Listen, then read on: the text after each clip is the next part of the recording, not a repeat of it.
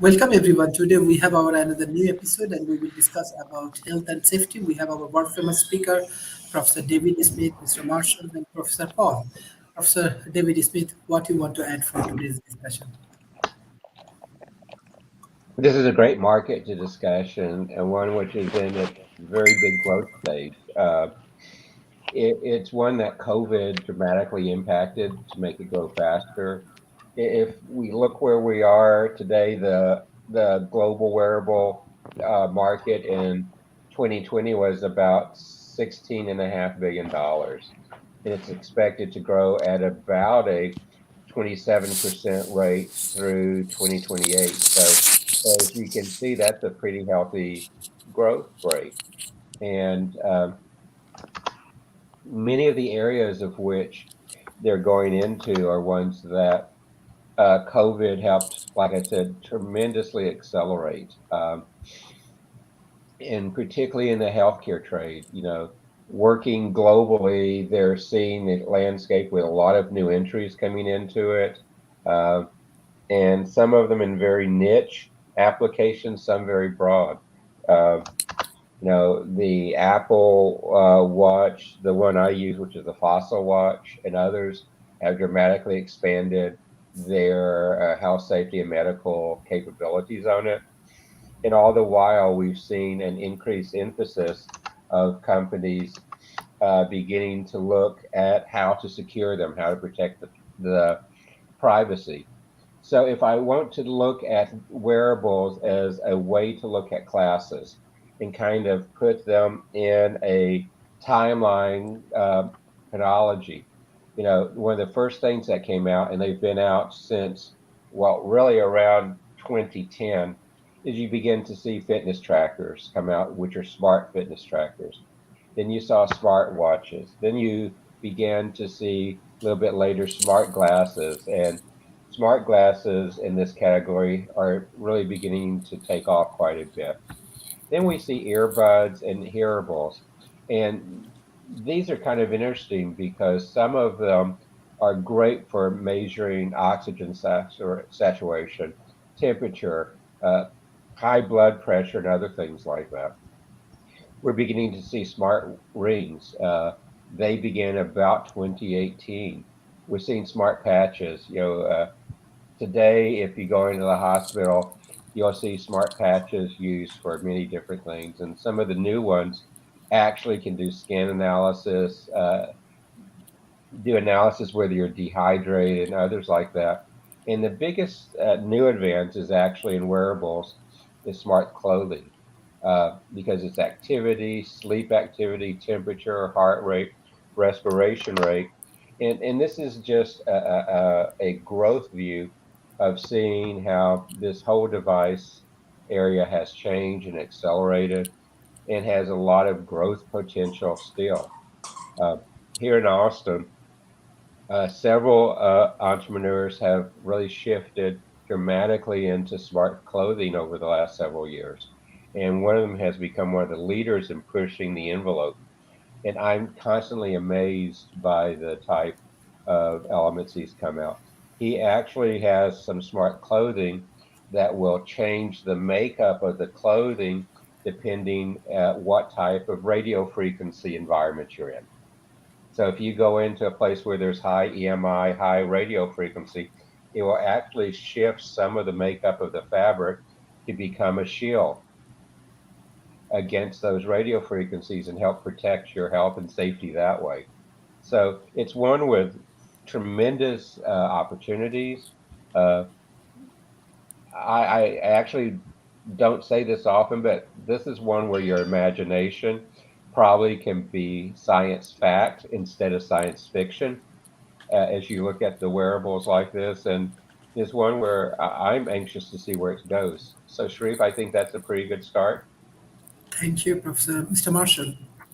Thank you, Sharif. And David, I always count on David to be able to bring the data on the market.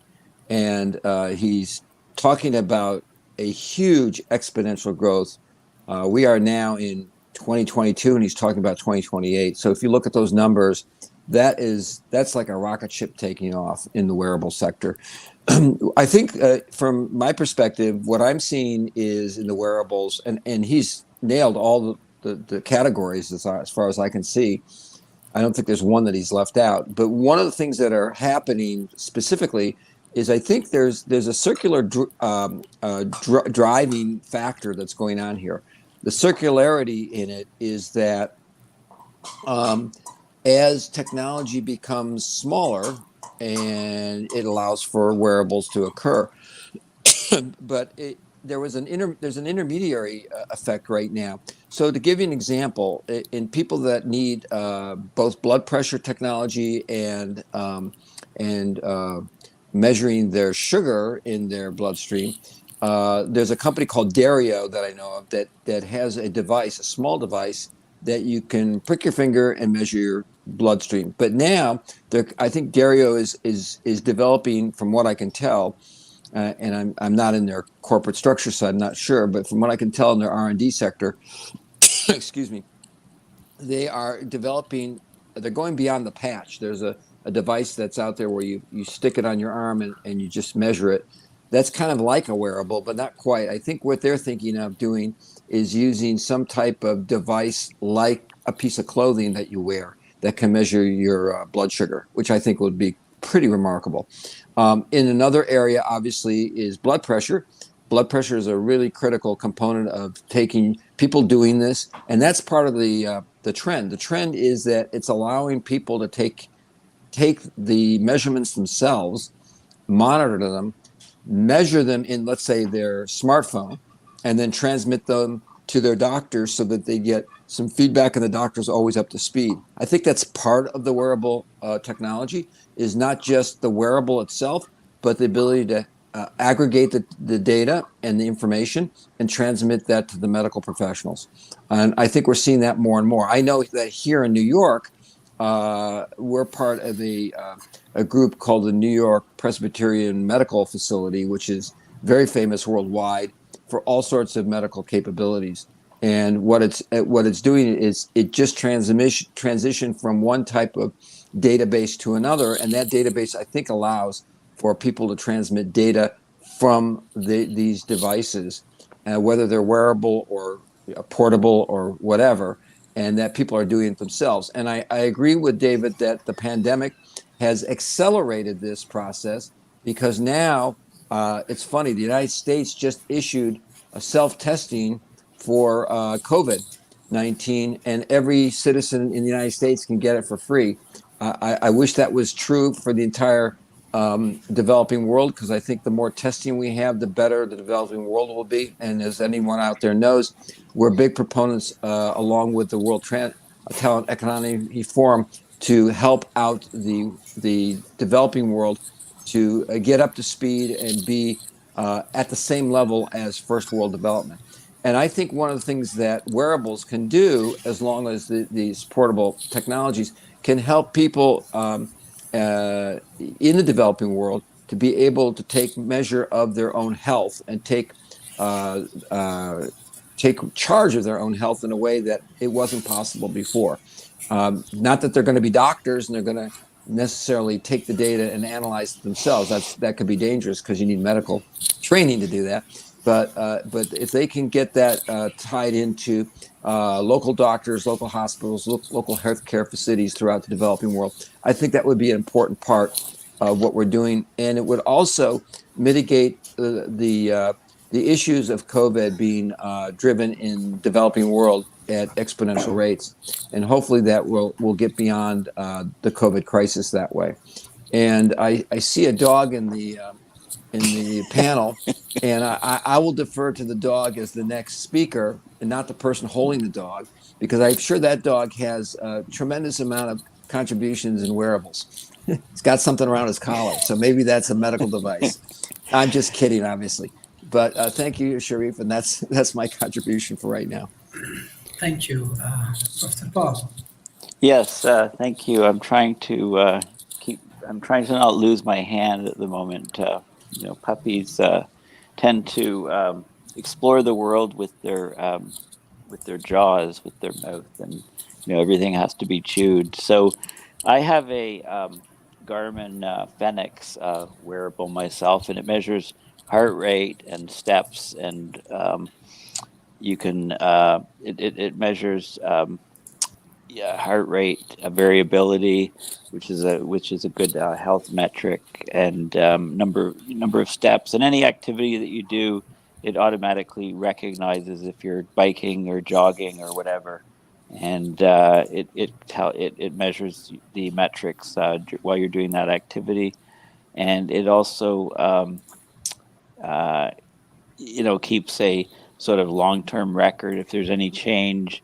For example, if you start getting sick, then some of the parameters change, and you can actually tell in advance what's happening.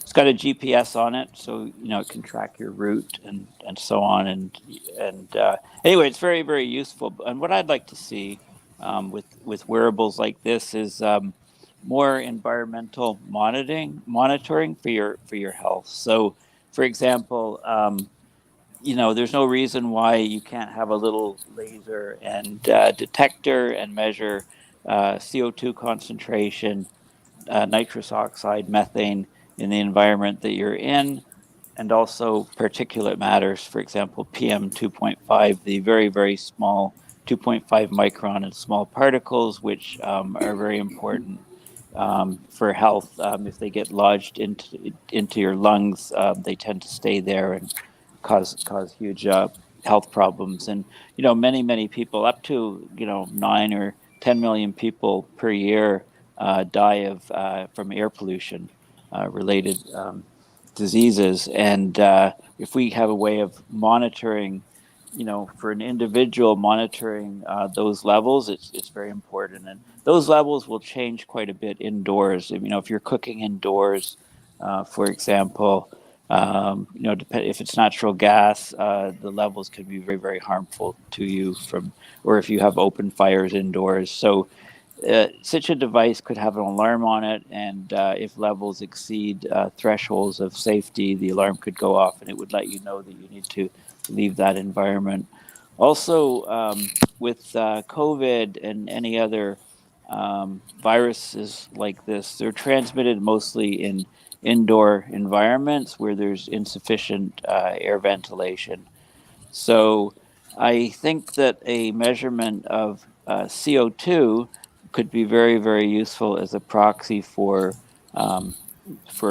assessing the risk that one would have in an indoor environment from catching a virus. So if the indoor environment CO2 level was not too far above the external CO2 level, then you could determine that the ventilation in your indoor space is sufficient to give you some level of protection against the virus.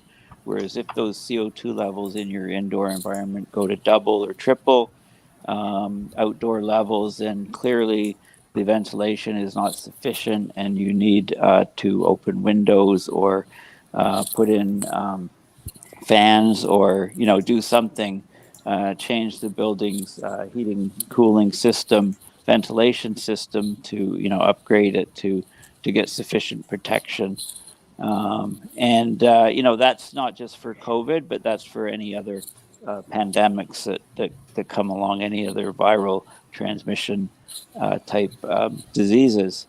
So I think that also with CO2 detectors on your wrist, on your watch, or on a device that you wore around your neck, or whichever, I think that could be very useful for informing more people and educating more people on the climate change risk, because you could actually see the CO2 levels, rising over time. And another idea for wearables, and there are a couple companies that do this. There's a company in India, for example, that they have the mention of smart clothing was there. And what you could actually do is, many people are becoming more and more exposed to unhealthy temperatures. So when the temperatures are extremely high, there's increased mortalities, and you could conceive of a wearable where the temperature was monitored and your body core temperature was monitored, and when your body core temperature started rising, which would lead to heat exhaustion and then perhaps even heat stroke over time, the wearable would you could have a device such that when your core body temperature exceeded a certain amount, these voltages and currents were applied to something called thermoelectric coolers. And it's a solid state device, a PN junction, where you apply a voltage to it and it cools one side and throws off the heat on the other side. So these thermoelectric coolers could be embedded in clothing, so that if you're working outside and it's super hot and your body core temperature rises, there's active cooling initiated on your body from the clothing that you're wearing. And there is a company in India that I'm aware of that has a device for people that work outside, and that's just an example where instead of wearables being just in the sensor mode, in the detection mode with alarms, you can actually have devices controlled in these wearables so that active things are being done. For example, the cooling begins, if your body core temperature is higher. So there's all kinds of different health applications. And also in the medical industry, typically medical devices are extremely expensive, and that makes them unavailable to large numbers of people in the world. But for example, wearables can replace medical devices, very expensive medical devices, with very inexpensive technologies. And I'm thinking particularly of oxygen sensors for women who are carrying, who are pregnant. Then if their oxygen levels are drop too much, then that has a huge negative impact on the on what the person that they're carrying, the baby, the fetus, and that can be detected with a wearable very, very quickly and that problem can be at least determined and corrected. And so and typically those devices cost tens of thousands of dollars, the existing medical technologies, and that can be replaced by devices that are very, very inexpensive, a few dollars basically. Thank you. Professor David Smith, like many things actually happening around the world. So specifically the developed world, how they are taking initiative like USA or Canada for healthcare and healthcare policy development. Well, see, this whole topic area is closely tied to the Internet of Things growth and expansion.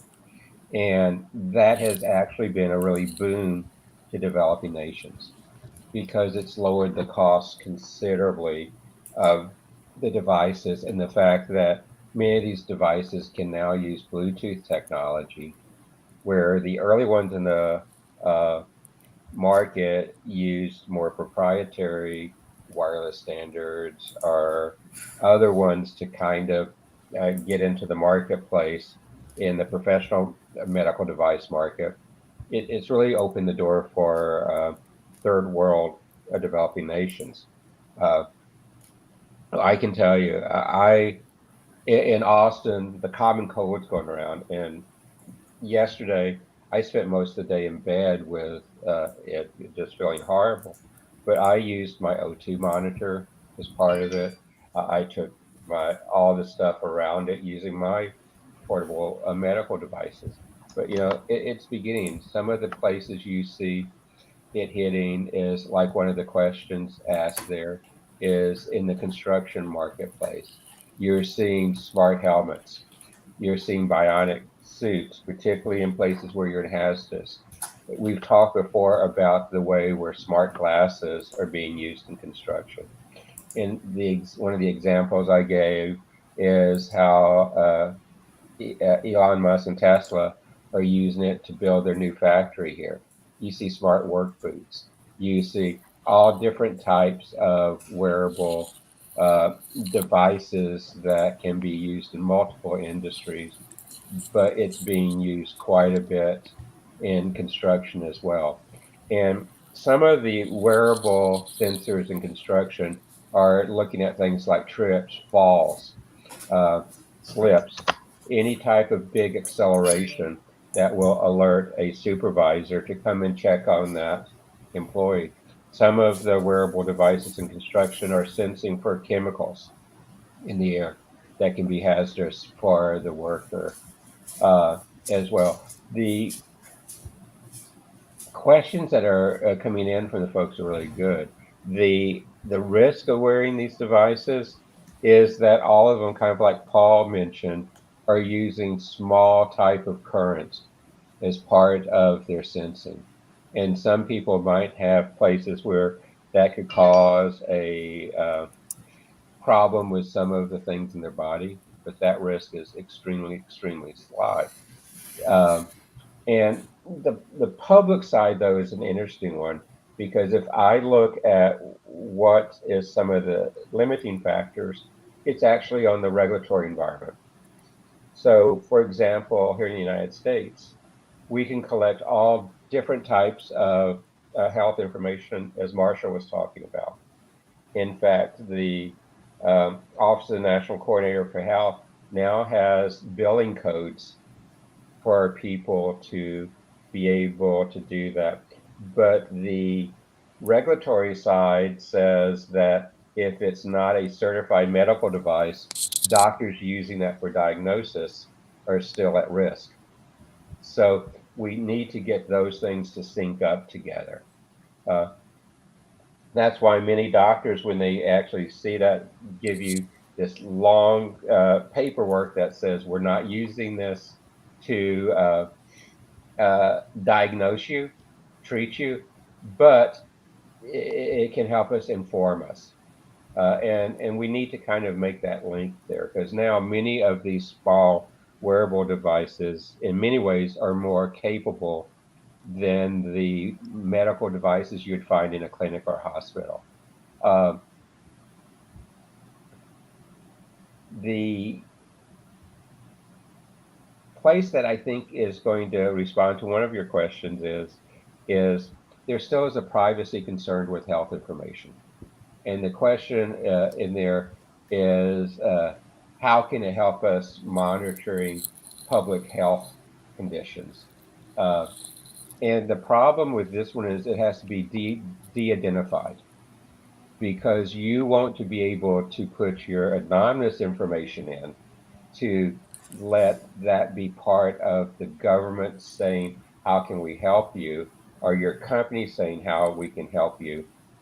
But you really don't want hiring decisions, promotion decisions, and things being made on information that's gathered from your wearable devices today on the medical side. So again, it has a ways to go, but the technology is outpacing our ability to regulate it and to synchronize it around the different areas. But the very good thing, going back to your original question, is actually developing nations are at an advantage in some ways over that because they can move faster. They don't have the overhead. In fact, if I go back and look at the market numbers in it, Asia Pacific is the second fastest growing area for the adoption of advanced health, safety, and medical wearable devices. So to me, that's a very good thing. So Sharif, hope that answered. Thank you. Mr. Marshalls, there are some questions from audience like what are the risks of wearable technologies? What impact the wearable devices has made on the health and well-being of the public through monitoring the health conditions? So any of the questions you want, you can respond. Well, thank you, Sharif. I think two questions are actually tied together. What are the risks of wearable technology? And the latest one from Alia that says, what consumer wearable devices can be useful to monitor trends in sleep, heart rate, and other indicators of health, people should not rely on them to make healthcare decisions. How far do you agree with the statement? Well, I think those two ideas or those two questions are actually tied together, and they talk about risk. And the risks, I think David has and Paul both addressed to some extent. David's last comments were very spot on with regard to connecting legislation on how you handle the healthcare data. We've seen this in the United States. There's stringent rules that you can't share data unless you give permission. And the permissions are very strict, and it's not that easy.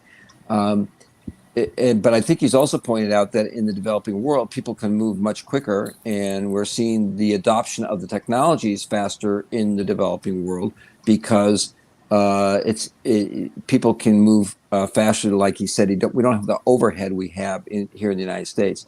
But I would say that the answer to those two questions are tied together, and that is the risks are really always around, not just the technology itself. So the first risk to look at, like we've seen with the testing protocols for COVID, you can get a false positive or a false negative. And then does a wearable produce a false positive or false negative? And as David pointed out, if you're using a low bandwidth technology, that might occur. It might not occur. So we need confidence in the technology, and that comes over time. Assuming that we can overcome the technology issues, which I'm pretty confident we can. We've seen that with a lot of different technologies. And we will see it to continue to develop in that regard. The issue is not so much about the technology itself, it's about the decision-making capacity of people. As people have more control over their own data and their wearables, and they look at that information, are they going to make good decisions or poor judgment decisions when it comes to their health? The only way to secure that is to ensure that when the data is there, that it goes to the healthcare provider so that the healthcare provider can make a timely response and get back to the patient. One of the things that we've seen here in the New York area, believe it or not, is that the New York, as COVID ramped up tremendously, the hospitals were overwhelmed. Now we don't have that as much. It's depleted. It's gone down. But at the time, I remember getting a hold of my doctor, and I can text my doctor, no problem. Not everybody can in the United States, but I was able to text her all the time if I needed it. She was overwhelmed, and she was in charge of an entire COVID unit in an entire hospital. And she said that her people are overwhelmed. And part of it is just taking physical care of the patients that were in the hospital, but also addressing the needs and concerns of the patients that were not in hospital. And, you have a pandemic, you have a situation on your hands where the pandemic overwhelms people, prevents people from having other issues entering the hospital. So a lot of elective procedures and surgeries are put off. So wearables have the opportunity to help doctors deal with that, I think, in a more timely fashion. But by the same token, I think it comes down to people. I think to answer the question, what is the threat of wearables, is if people misuse the data and don't understand what they have. I know about my health conditions. I'm sure everyone here does, but I know enough to not be stupid and take medication that I might not want to take, even though I might have access to it. So I always consult a doctor. And if the doctor's not available in a timely fashion and you're in a frenzy, that could make poor decision-making process. So I think the technologies are important. I think we're going to see adoption of them. I think overall it's going to help patients and people and medical practitioners create better outcomes for health. But by the same token, one has to watch out that it's the human interaction, the human decision-making process based upon emotional content and not logic or data that might push people into misusing the technology that's available. And that's any technology. We've seen it with electronic vehicles where some guy fell asleep in his car and then he got into a crash with an electronic vehicle while it thought it was on a road and it ended up on a railroad track. So these things will be developed just like the EVs. The wearables will and medical devices will improve, and the reliability function of those devices will improve over time. Hope that answers the question. Thank you, Professor Paul. There are many questions even unanswered. Yes. How do yeah? You can take any of the questions. Yeah. So I guess when I think back to what some of the first wearables actually were, you'd have these sensors. They were used quite a bit in the space program for astronaut training, for example. You'd strap in one of the astronauts in a centrifuge or something, and then monitor heart rate and etc. As you increase the speed and the number of the G-force to see when people would pass out or so on, and then they developed G suits, for example, based on that to apply pressure to different parts of the body to make sure the blood wouldn't pool there. And like many people, for example, have seen the Hollywood movie on Apollo 13. On that mission, when the astronauts were all they had wires on their chests, etc., measuring their vital signs, and some of the medical doctors, in mission control, were saying, "Oh, we have a problem here. Your heart rate's too high." So there was a little bit of a rebellion on the spacecraft, and all of the astronauts pulled off the wires. So then all the medical instruments were recording, or the wires were indicating, flat line for heart rate, saying, there's problems. The doctors on the ground were monitoring it, and it was just the astronauts got tired of their medical information going to mission control when they're on a very, very dangerous situation in their mission, trying to survive and get back to the Earth. So those wearables didn't use the monitoring was a team of medical doctors looking at the data, as opposed to it being digitized and stored on computers, etc. So those are kind of the first ideas of the wearables. There some of the other downsides are apart from loss of personal medical information. There was an example where there was a secret military base in a desert somewhere in Arizona or Nevada or something, and all the soldiers and people were wearing Fitbits, and then there was a track that they would jog around, on a regular basis, and the data, the Fitbit data, some of it was the metadata or the depersonalized data was online, and here's a remote area of a desert, and you can see all these people that have been going around in an oval, and that gave away that base was no longer secret. That exposed that this was a huge base there. Lots of people wearing their devices, their Fitbits. So protecting data, is of course a major issue. One thing is with these wearables, with the advances in AI, etc.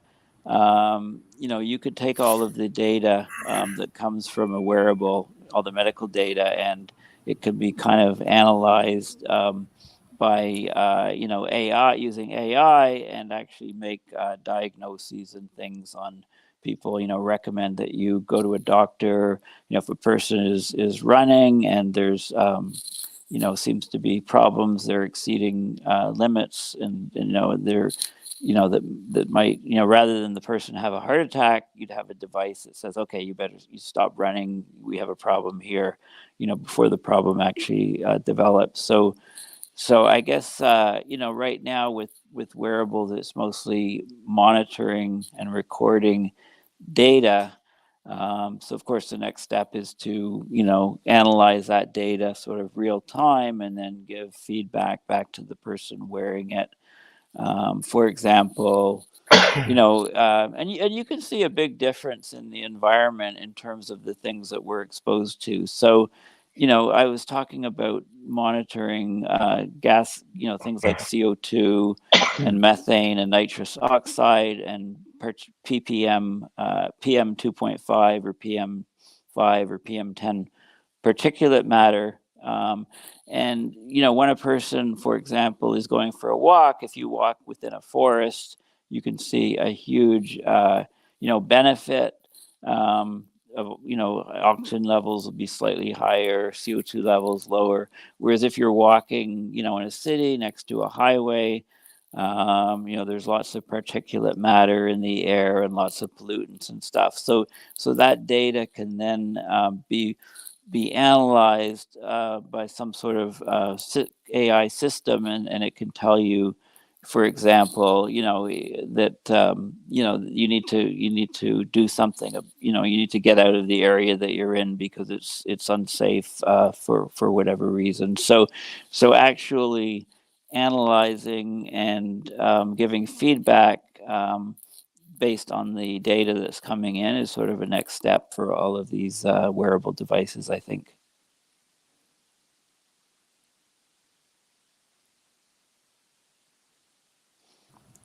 Professor Your David, microphone, yeah. yes, thank you. I just want to know, like, this kind of research, specifically, if the youth community, the young researchers, want to do research in that industries. So, what will be your guidelines? Within my answer to your question, it is you need to look at a problem that you think this can solve and put together the team to go solve it. What has made this growth of these sensors, these wearable devices, so passionate and so fast is the growth of communication options. We've seen that almost any device today that has electronics in it has become connected. And through Moore's Law and others, we're seeing the shrinking of the size of electronic devices. I mean, my watch I wear has more processing power than the computers that were on the spacecraft going to the moon. So you see that capability there. The other thing that is beginning to really affect the growth of this, and particularly for the young entrepreneurs, is that we're beginning to see a tremendous hockey stick growth in the types of sensors that can be used. And particularly when we start looking at the concept that's called fusion, in where I can take several different types of sensors and combine them and begin to look at conditions that one sensor by itself couldn't do. That's where we're seeing big market opportunities coming up. There's an article which I had posted earlier today about Google being able to read your body language, not with a camera, but using LiDAR, which is a radar-like system, and can adjust to moods and things that way. So we're seeing all of this capability coming into place. I'm amazed with the capabilities of each update that my smart watch gets, the new capabilities it gets for sensing, for beginning to do things. I'm seeing algorithms being able to run locally that before would have to be run on my mobile device or uploaded to the web and being run there. And a lot of smart intelligence on there. The camera I have on my front of my house, and it's a self-contained camera, can now begin to sense what type of car it is. All those things natively in it. And that type of intelligence is going to create really good market capabilities for new people to develop entrepreneur approaches to it. And you're going to see it create an opportunity, particularly in places where the regulatory overhead is low. And I think developing nations typically have low regulatory overhead and can move very rapidly, particularly in health safety and healthcare. So, Sharif, I hope that answered. Thank you, Mr. Marshall. Yeah, I think what both Paul and David have said, I want to use both of their points to bring something to fruition. As everyone knows that's been watching these panels, our program is in environmental issues and addressing climate change and improving climate restoration and climate repair. As part of that directly affects health. And I like what Paul pointed out. He several times he pointed to the issue of particulate matter, and we measure particulate matter, and we address it through taking waste and converting waste into products that actually lower environmental impacts, such as improving air quality, lowering GHG emissions, improving soil health, and improving water quality, which are all basic functions for people to function on Earth. So if I take that and combine it with what David is talking about, which is this fusion of different technologies, and in his fusion, he's talking about fusing the different wearable technologies and sensors to be able to give us, sensibility of what car is coming down the street, or what is a person's mood. And in that regard, I think that combined with what Paul is saying is we can combine several things. I personally can see our teams being able to create wearables on the site where we're converting waste into products such as biochar, which is a carbon sequestration tool as recognized by the IPCC as one of the 6 basic fundamental means of doing that. And if you're going to do it at scale, meaning large scale, to be able to make an impact upon environmental issues, you need to be able to protect your people. And I think if we take Paul's lead and we get these sensors and you take the fusion approach that David has said, and not just fuse the sensors, but fuse it together with what we can do to protect the environment and do climate repair, we have a winning formula. I do see, obviously, an issue on a negative side on this, and it's not with what Paul or David are talking about, but it's what we're seeing in the real world currently when you have bad actors who do bad things to innocent people, such as invade their country. And so those people could use wearables and data to try to find the mood of people, to break them down, and it could even be used in a negative sense, and we don't want that. So we need to be able to focus on this. And I think to answer the question about education, Sharif, especially in the developing world, is we want young people to go out there and start integrating, as David has said, but not just integrate the sensor technology, and there's plenty of room for that to occur in many universities around the world, especially in the developing world, such as Malaysia and Indonesia and those areas in Africa. But I think we should also take a look at integrating these technologies together with what Paul's talking about, sensors that can help measure health requirements with regard to the environment. And I think when you start to fuse those things together, I'll give you an example of fusion that I'm thinking of. It just came to my mind. And Paul, thank you for getting me to think about this in a very interesting way, along with David. So I'm taking David's concept of these sensors, and I'm taking Paul's concept of measuring things, just to give you a sense of integration. If we have wearables, either glasses or wearable clothing, which I think would be even better, and I'm a glasses wearer, so I wear glasses, so I understand that concept. But I think wearable clothing in an environment where you're working maybe outdoors or in a facility where there's a high concentration of emissions, there's a way to use a material known as biochar. Now, just to give you a sense of the craziness of this, not craziness, but the enormity of it is, 1 sugar cube of biochar has the surface area of the largest sports stadium in the world, including its.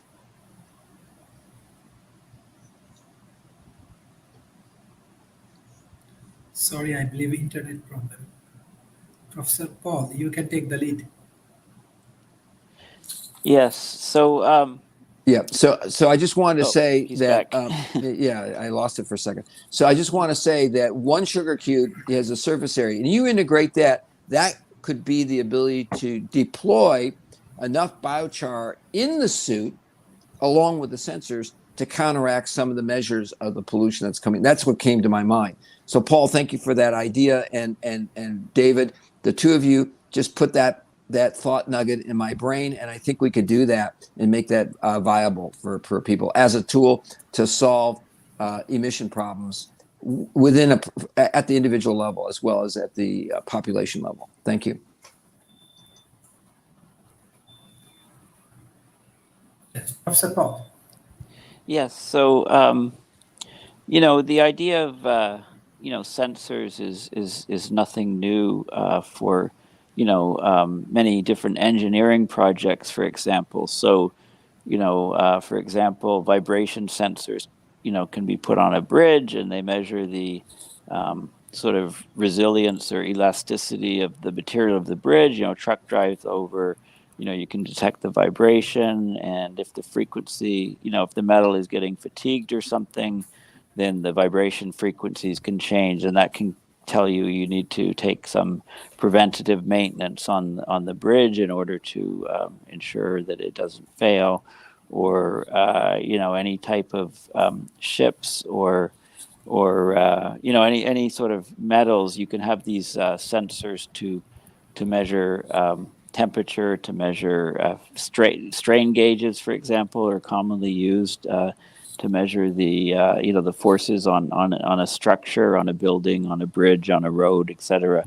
So those technologies, those technologies can all sort of be, as that field sort of grows, as that field advances, there's a lot of connections, of course, to to wearables, because and I'm thinking of also wearables. I have a friend who's who does triathlons, and he's got the Aura Ring, which is a European wearable. Although the sensing material is on a ring that you wear, and then it connects by Bluetooth to your phone, and it's for as people train to improve their performance in any given sport. It has all kinds of metrics that can let sort of where the limit is, the things that you need to train for, and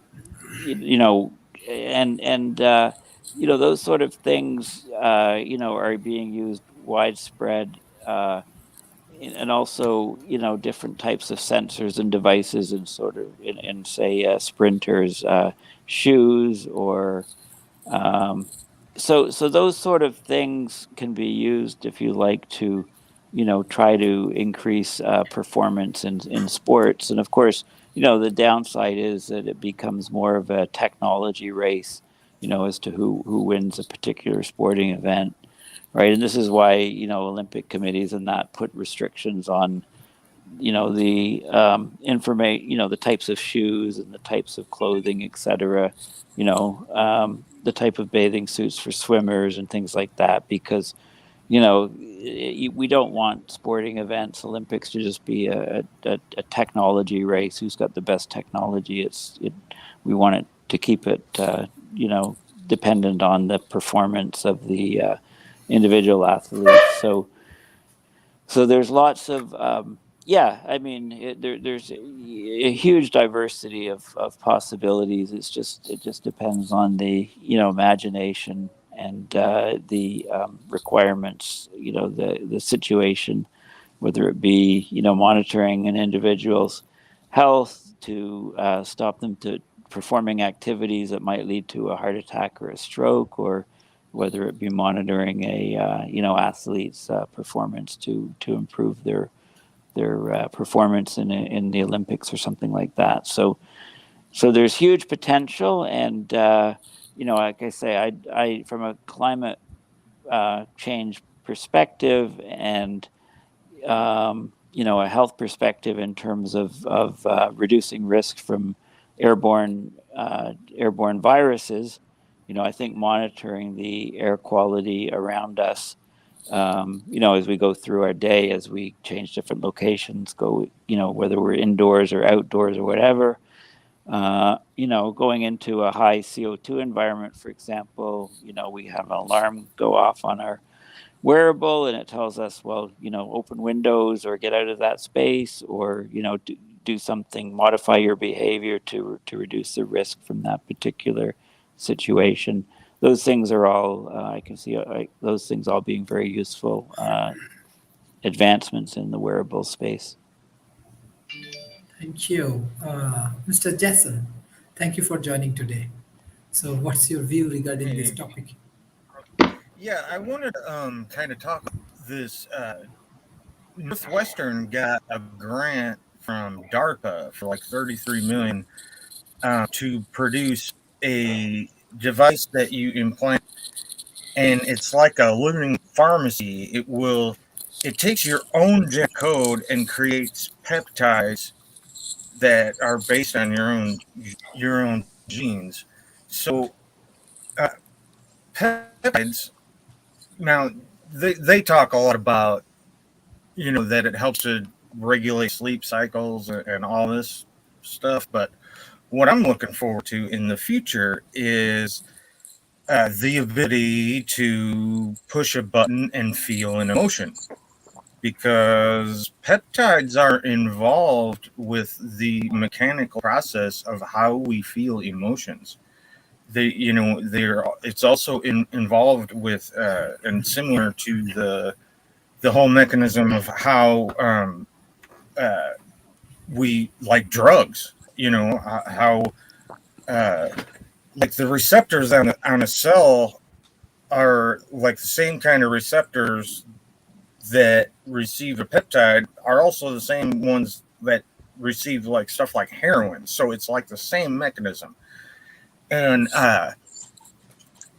if he says here, there's no need to what is it here? This control system allows us to deliver a peptide of interest on demand directly into the bloodstream. No need to carry drugs around. No need to inject therapeutics. So that is that's going to be very, very interesting, because I could see in the future those people like those with personality disorders or antisocial personality disorders and have a like lack of empathy or other things like that, could get one of these chips in there, and then through the machine they could be connected to a healthy person, and then that healthy person allows them to be able to feel what they're not able to feel. So, if we can fix the narcissism problem, the whole world will be a better place, and, not to mention not having to run to the drug dealer anymore. I'm just kidding. Go ahead, back to you, Sharif. I just want to tell you guys about that. It's going to be awesome. Thank you, Mr. Jason. I want to go for the concluding remarks for today. First, I want to give chance Mr. Marshall. What's your concluding remarks? Well, thank you, Sharif. I apologize, but I have to leave this session at the top of the hour because I have an important call I got to get on. But my concluding remarks is I think this is the future of like everything else. And I think both everyone on this panel has pointed out the opportunities and the threats, and we need to take threats and turn them into opportunities. And I believe that the adoption will occur very rapidly, especially in wearables. And also the technology that Jason has pointed out has been around a little bit longer than we realize. I've been involved in some technology where you put a device into your skin at the wrist, and what it does is it measures the different types of peptides, as he calls it, but other chemicals in your bloodstream and your body, and it addresses certain issues. And they've been working on it for years. They haven't quite gotten there yet, but I think they're close. I know that there's a bunch of companies in the Middle East that are working on this right now, and I think we will see the adoption of this, and they will overcome the challenges. It's like anything else. It just takes the wherewithal and the determination by some very creative people to get this done. And again, I want to thank everybody on this panel. I have to run right now, so thank you very much, Sharif, and thanks everybody. Thank you, Professor David Smith. I agree with Marshall's comments. It's a really great growth area today. I will, like the company that Marshall referenced, there's a company that's here in Austin that has produced a wearable patch that will monitor 93 different vital signs of your body, and it will transmit it from the patch to a near field communications device to it and can be used it. And at that point, it also begins to include GPS and other things. This is designed really around first responders and others to be able to monitor them. But to be able to produce a patch that has that many sensors built into it, to use a near field to take it to device, to add other things to it, and then transmit it back to a location where somebody could monitor, for example, the 20 people on a fire team and be able to disperse help and things in real time. It to me is a great advance to, as some of the people have asked some questions, to see it in construction, which is a high risk, to see it being used with elderly who are at risk for falls and other things like that is a great advancement that, 30 years ago was science fiction. And today, all of these are science fact. And I believe we will continue to see this grow. And, I love to see the ideas. And I believe the developing nations, as I said before, without the overhead of some other nations, can move fast and become the first and second movers in some of these areas. And I really encourage them to do that. Thank you, Professor Paul. Yes, thank you, Sharif, for having this session. And, I'd really like to see the, wearables are mostly focused on measuring things that are going, measuring sort of parameters of the human body. And I'd really like to see wearables expand and measure the environment surrounding the human body, particularly the air quality, and especially CO2 levels, which I've mentioned many times, because that will maybe raise awareness of in people's minds as to how rapidly CO2 levels are rising in the atmosphere, along with other greenhouse gases, and how this is the sort of root cause of the abrupt climate system change that we're seeing. So. Anything that will raise people's awareness of knowledge of the, air around us is got to be a good thing. So thanks again for having this session. Thank you. Mr. Jason. The one thing I like about wearables is that they are non-invasive. I talk to a lot of transhumanists a lot, and a lot of them are waiting and hoping and wanting to augment their body, and they believe in morphological freedom and want to change stuff and all this jazz. And I was always kind of just comfortable with myself. I don't really want to change my body, and so where I can give you that tech you need without having to change your body. You could still look like a human, and so that is going to be really cool. you know, it's going to be awesome. That's about it. Go ahead. Thank you everyone for joining today's sessions. Tomorrow we have our debate. So I will send you invitation. So those who want to join in our debate, you can join. Thank What's the topic? Tomorrow also we will do debate on robotics. So I will send you invitations. Cool. Okay. Okay. So Okay, thank you thank you. everyone for joining today's session. Thank you. Bye bye and take care. Goodbye.